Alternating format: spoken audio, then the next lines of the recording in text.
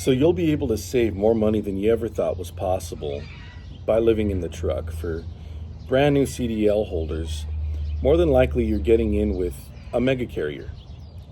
To be clear on that, as a new CDL holder, you're going to be paid very low. You're going to be about a month over the road with a trainer. Now, in my experience, night transportation was the best route for me at the time because I jumped into it real fast. There were other avenues I could have taken that were cheaper, possibly even no cost. But with that said, you'll hear me say that being over the road isn't worth it, living in the truck isn't worth it, and I still stand by this, and I'm going to explain why. And I'm also going to explain why starting out that way with little to no expenses is the smartest move for you to make. Little to no expenses. If you've got rent that's over $1,500, $2,000 a month, it's going to be difficult starting out as a brand new truck driver. In that case, if you're fortunate enough to have someone that your family, wife or kids, can stay with while you get yourself established, or live in the truck with you for a while, maybe a year or two, until you save up enough money to buy a home.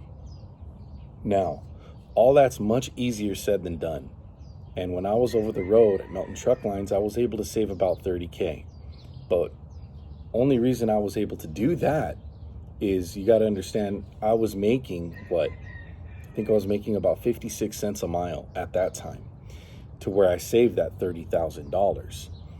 Now, that $30,000 isn't what bought my home. What bought my home is when I finally went union and started making more money than I ever had before. Because of our contract, I was able to make a lot more money than most other truck drivers. Some say it's equivalent to United Parcel Service, UPS, and others will say that it's smoke and mirrors, since we're paid $31 an hour, just shy of 32, and only 80 cents a mile. Now, here's why I'll say that living in the truck long-term isn't worth it. You see, the American dollar, any dollar for that matter, any currency, just sitting in your bank is just that. It's sitting in your bank and it's depreciating every single day. You have to be doing something with it. And yeah, you could say, well, I'm going to go ahead and buy property, or I'm going to buy and invest in, the stock market, a Fidelity account, whatever account it is you choose to go with. But if no pension, then going that route is a really, really good way to go.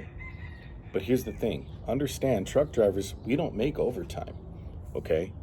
Now, being union with a union contract, being able to get triple time for making and breaking sets, no cost health care, right? Money doesn't come out of your pocket to pay for you and your family's healthcare, and it is prime. It is the best healthcare in the world. Not to mention, if you're union, you're going to be on the road far less than you would being non-union. Some people like being over the road, but with a family, that's just not what you want. Even if your wife can deal with it and your kids can deal with it, in the end, you're going to be on your deathbed.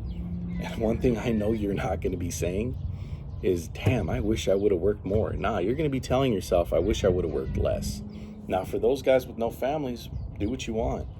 You'll still be able to travel and all this, but I can almost guarantee you that you won't have the money to be able to retire in the United States of America. Most likely, you're going to have to be retiring outside of the US if you really want to maximize your earnings. Okay? Now, there's nothing wrong with that. If you want to retire in Puerto Rico, or you want to retire to Russia, or you want to retire to, what else is inexpensive? Basically anywhere in South America. Well then, and it's beautiful. I mean, South America's gorgeous. It's wonderful. But being able to sustain a lifestyle in the United States of America probably isn't going to be the most realistic thing in the cards for you. Now, there's a lot of non-union drivers, laborers, that will try to dissuade you from going union when you bring up in conversation, getting on the phone while you're driving down I-5 or I-15 or wherever it is that you frequent on your routes. And it's going to tell you, dude, those unions ain't worth it. You're paying dues for what? Well, my dues are $70 a month. Annually, it comes out to what most drivers are paying for their healthcare monthly. And my union dues, I want you to understand, union dues pay the union to continue negotiating new contracts, new and improved contracts, and also making sure that the company holds their end of the deal, of the bargain. It's got nothing to do with healthcare. It's got nothing to do with pension, although those things are negotiated in the contract.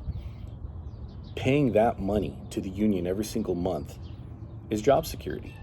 That's what it is. It's job insurance. You have insurance for everything these days, right? Why not have insurance when it comes to your job? It's your career. It's what keeps food on the table for your family every single month. Now, I know you've heard about layoffs both on the union and the non-union side. And yeah, it happens. In fact, I know a former Old Dominion driver who now works at Ralph's that got laid off from Old Dominion, and they never called him back. In fact, they basically told him on the phone that he was expendable. They weren't going to call him back. When you're union, that doesn't fly. They have to call you back per the union contractual collective bargaining agreement. In the comment section below, I want you to get intelligent with me here for a second and comment, union or non-union, and why you pick what you pick. Okay, and I'm sure there's going to be pro-union comments and anti-union comments. And I guarantee you, every single time, the pro-union comments are going to trump over the non-union, anti-union comments. Why? Because nobody's ever really lost out on a pension. And you can't bring up yellow because those drivers are still getting their pension. They just need to wait for their retirement ages.